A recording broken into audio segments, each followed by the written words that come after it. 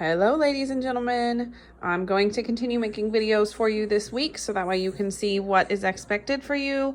But I still want you completing the Khan Academy practice problems for your work, but you do not have to watch the videos if you are watching my video.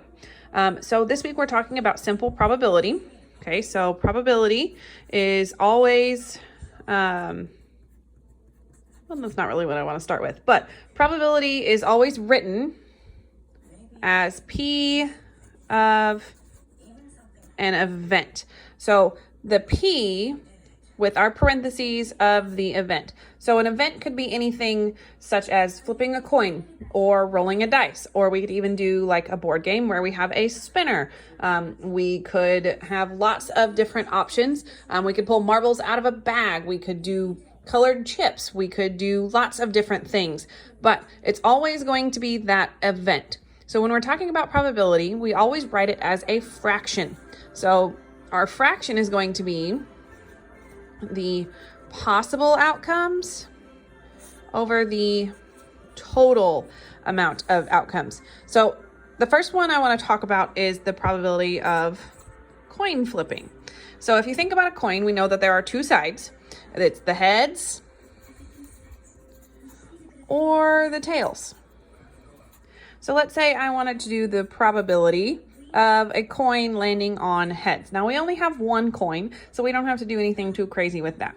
So the probability of heads is going to be the possible number of outcomes. So on a coin, there's only two sides, but heads is only one option. So that means it is one out of the total, but there are two total outcomes. So it is 1/2. So that's the probability of landing on heads, which we can also write as a decimal. And 1/2 as a decimal is 0.5. So that is one possibility, okay?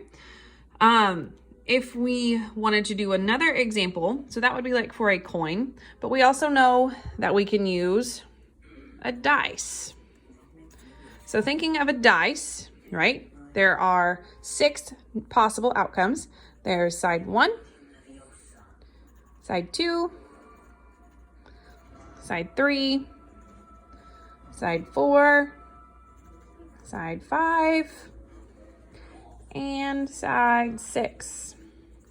Okay, so those are the 6 possible outcomes. 1, 2, 3, 4, 5, 6. Now, if I wanted to say the probability of landing on 2, well, how many 2s are there? Well, there's only one 2. So that would mean that I have one possible outcome out of a total of 1, 2, 3, 4, 5, 6 possible outcomes. So 1/6 is the probability of landing on 2. But in the same sense, I can also say, what is the probability of landing on an even number?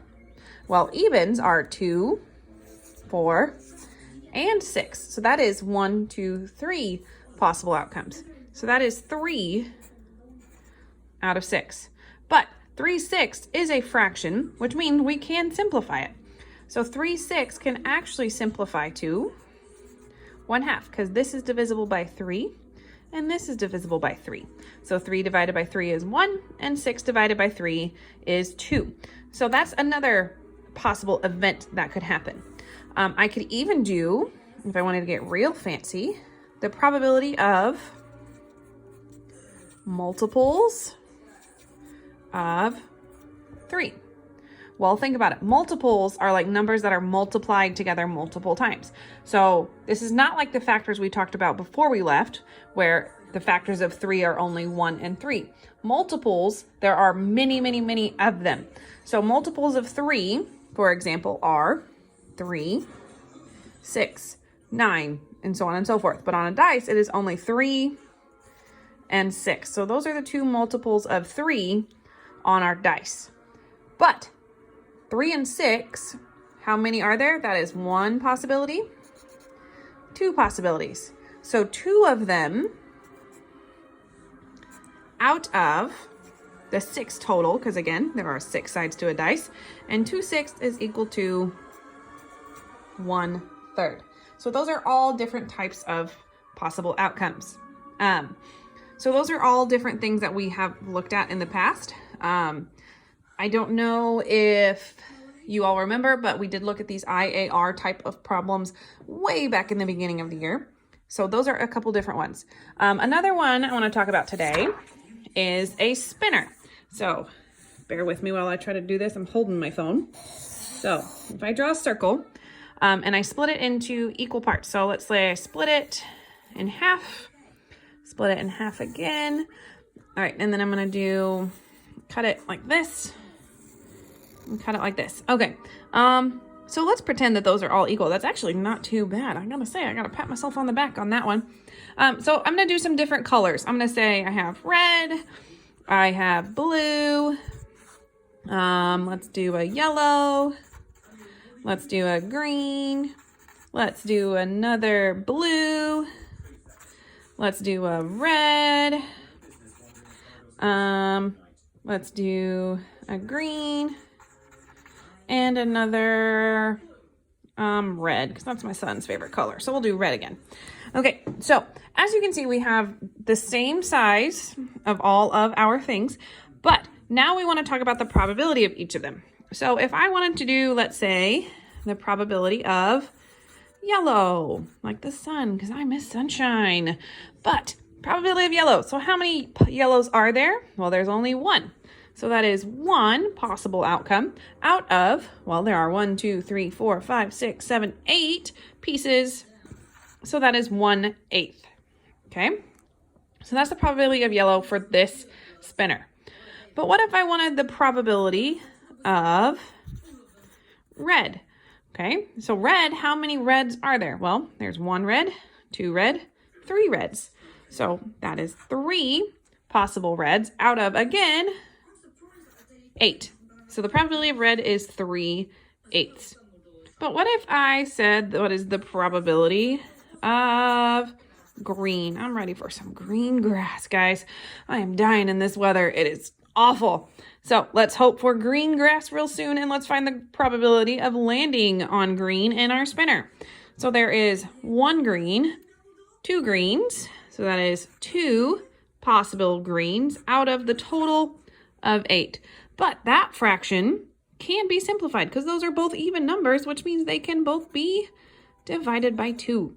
So 2 divided by 2 is 1, and 8 divided by 2 is 4. So it is 1/4. Now, if we wanted to go a step further, we could actually simplify all of those into decimals. So 1/8 as a decimal, if I do 1 divided by 8, remember top divided by bottom. I've already done this one, so I'm going to just write out that decimal, which is 0.125. Okay, so 12.5. Now, my next one, 3/8, again, I've already done that one. So 3/8 is about 0.375, because 3 divided by 8, type that into a calculator, you get 0.375. 1/4 as a decimal, do 1 divided by 4 is 0.25. Okay, now all of those are, can we write, try it again. All of those can be written as fractions and decimals. Since they can be written as fractions and decimals, we also know they can be written as percents. Now remember, with a percent, the easiest way to do that is to multiply by 100.